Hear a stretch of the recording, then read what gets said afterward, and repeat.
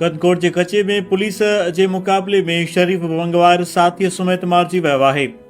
Breaking news अवां सां share क्यों पिया। कदकोट वारे कचे में शरीफ बंगवार साथी समेत पुलिस के मुकाबले में मारिजी वियो आहे।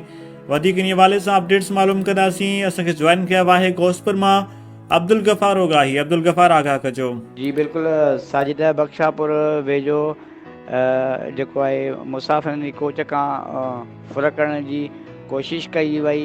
मुसाफ़िरनि जी गाॾियुनि मथां फायरिंग कई वई। इतला मिलण ते कशमोर कदकोट ज़िले जे मुख़्तलिफ़ थाणनि जी पुलिस वाक़िए हंधि पहुची ॾोहरनि ऐं पुलिस जो मुक़ाबिलो थियो आहे। मुक़ाबले दौरान हिक ॿिए मथां फायरिंग कई आहे। फायरिंग दौरान बदनाम दाड़ियल शरीफ बंगवार साथी समेत मारिजी वियो आहे। लाश जेका आहे उहो पुलिस तहवील में करे छॾिया आहिनि।